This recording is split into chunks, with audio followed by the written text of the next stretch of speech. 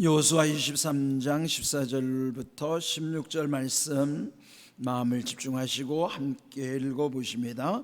보라, 나는 오늘 온 세상이 가는 길로 가려니와 너희의 하나님 여호와께서 너희에게 대하여 말씀하신 모든 선한 말씀이 하나도 틀리지 아니하고 다 너희에게 응하여 그 중에 하나도 어김이 없음을 너희의 모든 사람은 마음과 뜻으로 아는 바라. 너희의 하나님 여호와께서 너희에게 말씀하신 모든 선한 말씀이 너희에게 임한 것 같이 여호와께서 모든 불길한 말씀도 너희에게 임하게 하사 너희의 하나님 여호와께서 너희에게 주신 이 아름다운 땅에서 너희를 멸절하기까지 하실 것이라. 만일 너희가 너희의 하나님 여호와께서 너희에게 명령하신 언약을 범하고 가서 다른 신들을 섬겨 그들에게 절하면 여호와의 진노가 너희에게 미치리니 너희에게 주신 아름다운 땅에서 너희가 속히 멸망하리라 하니라. 아멘. 남은 여호수아 23장과 24장은 여호수아가 임종을 앞두고 마지막 고별 메시지를 남기는 내용입니다. 그런데 23장은 이제 앞에서 언급된 것처럼 그 지도자들을 중심으로 이 말씀을 전하는 거예요. 23장 거기 2절을 보시면은 장로들, 수령들, 재판장들, 관리들에게, 즉 백성의 지도자들 그룹들을 불러서 임종의 메시지, 고별의 메시지를 전한다면 24장에서는 모든 이스라엘 백성들을 향해서 주시는 말씀입니다. 근데 이제 이 23장 지난번에도 강조한 것처럼 여기서 가장 많이 언급되는 부분이 너희의 하나님이라는 표현이에요. 16절 끝절까지 보면은 세어보면은 13번 너희의 하나님을 강조하는 거예요. 그 까닭은 먼저 각자 자기의 하나님이어야 된다. 우리는 누구의 하나님이 아니라 나의 하나님이어야만 한다는 거예요. 그래서 이 여호수아도 평생을 자기 하나님을 고백하면서 또 그 역할을 감당했던 것처럼 앞으로 남은 후대들도 각자 너희의 하나님, 즉 자기의 하나님, 즉 나의 하나님으로 믿고 살아야 된다는 것을 강조하는 내용이에요. 이게 신앙에 굉장히 중요하죠. 하나님을 각자 자기 하나님으로 고백하는 것이 그게 바른 믿음이란 말이죠. 그런 것과 동시에 두 번째, 또 여기에 여호수아라는 사람이 얼마나 큰 역할을 했는가. 또 여호수아의 스승이었던 모세는 더 큰 지도자였죠. 그러면은 그 백성들에게는 모세라는 큰 지도자와 이 여호수아라고 하는 엄청난 공헌을 한 지도자들에 대한 그 마음의 경외감이 있단 말이죠. 존경심을 넘어서 마치도 그들의 역할이 엄청 크게 느껴진다면 상대적으로 하나님이 역할이 축소되는 거예요. 그래서 이 여호수아도 계속 모세가 한 것도 아니고 여호수아가 한 것도 아니고 하나님이 하셨다. 여러분, 이게 성경의 역사는 사람을 부각시키는 것을 하나님이 원치 않으세요. 이게 이제 유명한 목사님들이 쉽게 범하는 일인데, 큰 교회를 이루는 게 그 목사님의 지도력도 있죠. 그렇다고 해서 그분의 업적이 드러나는 것을 하나님이 기뻐하시지 않아요. 그런데 세속적인 것처럼 무슨 교회에서도 그 큰 역할을 하신 분, 물론 마음에 담을 수는 있어도 마치 무슨 공적비를 세우고 무슨 교회의 역사에 보면 그 목사님이 다 한 것처럼 모두 기록해놓고 하는 거, 그거 바람직하지 않습니다. 오직 하나님이 하셨다는 것, 하나님을 드러내야지 모세를 드러내서는 것도 아니고 여호수아를 드러내서도 안 되는 거예요. 오늘날도 마찬가지예요. 교회도 어떤 유명한 목사님이 드러나면 안 돼요. 그저 하나님이 하셨기 때문에 하나님을 높여야지. 사람을 높이면 그건 하나님이 기뻐하시지 않습니다. 그래서 이 여호수아도 자기의 업적을 드러내는 것이 아니라 하나님이 여기까지도 인도하셨지만 앞으로 너희를 인도하실 분도 하나님이시라는 사실을 계속 강조하는 거예요. 그래서 우리가 언젠가는 이 여호수아처럼 임종을 맞이하게 되지만은 우리도 늘 기억해야 될 것이 자녀들에게도요, 하나님이 너희와 함께 하실 거라는 걸 알려줘야지. 그 자녀들이 부모님이 돌아가셨는데도 부모에게 집착해 있으면 안 되는 거예요.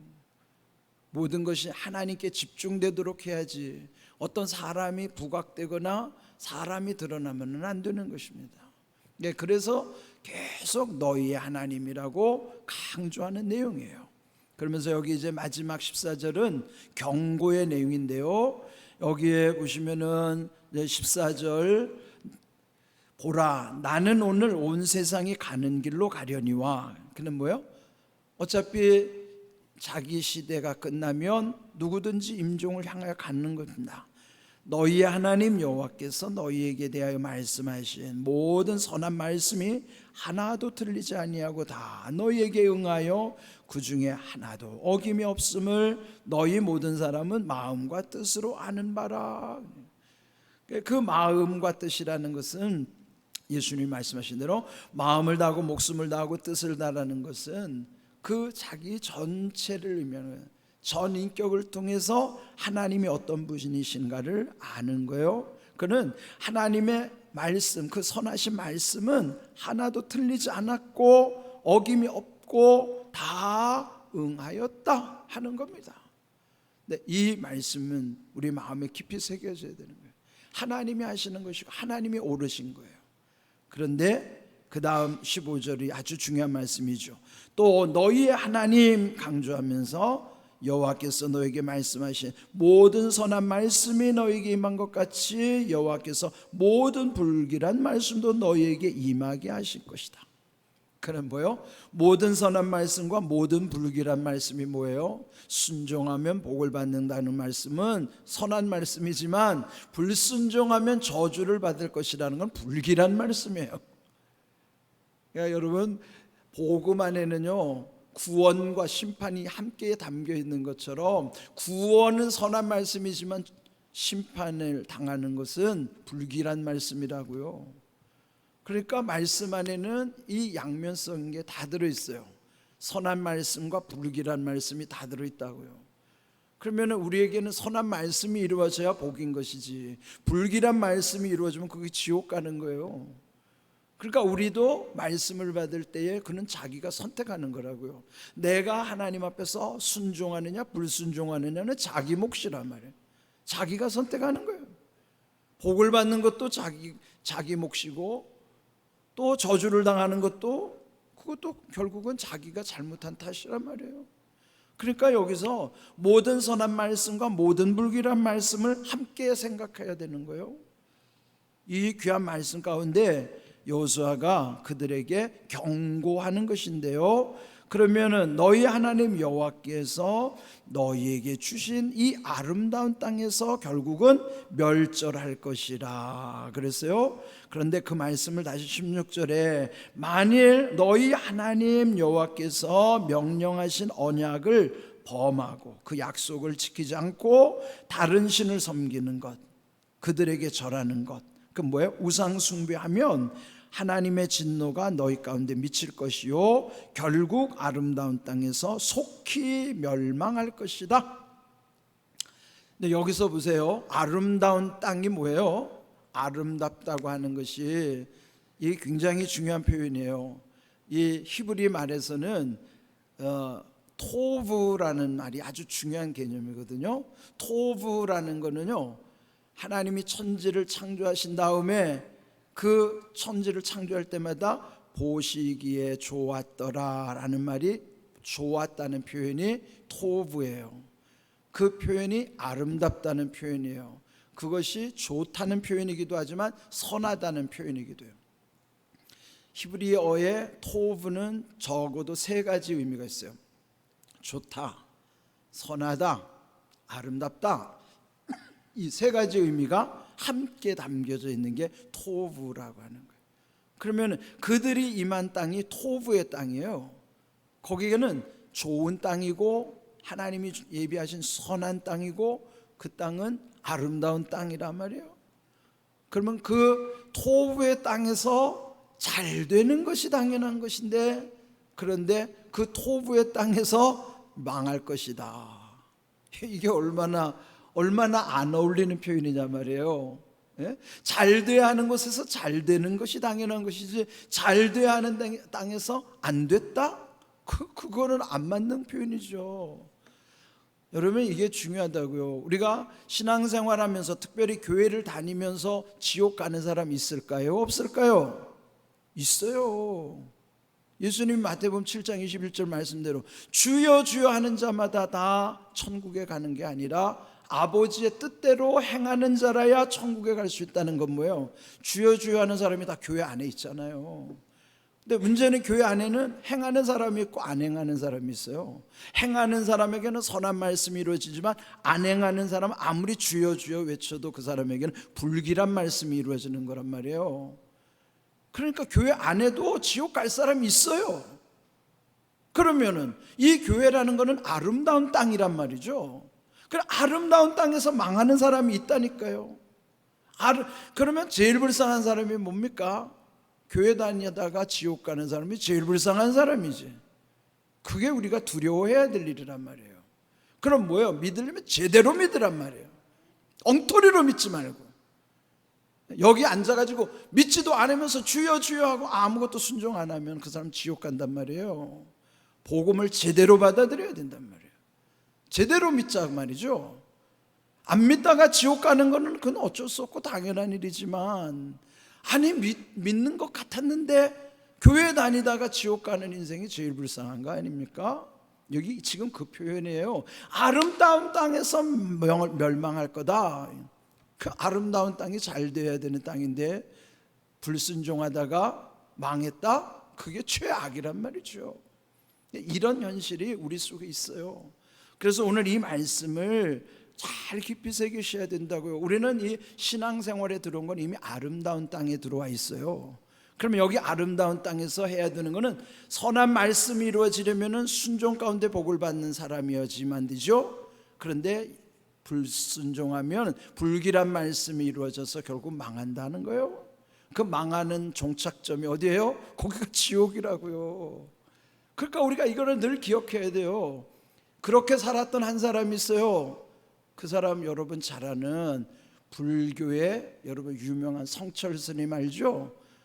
산은 산이요 물은 물이로다. 그분이 그 조계종의 최고 높은 자리를 종정이라고 그러거든요. 그분이 그 7대 조계종 종정이 됐을 때 법어를 남기는 거예요. 우리로 말하면은 취임식 때 남기는 취임사인데, 그때 한 유명한 말이 산은 산이요 물은 물이로다 그러는 거예요.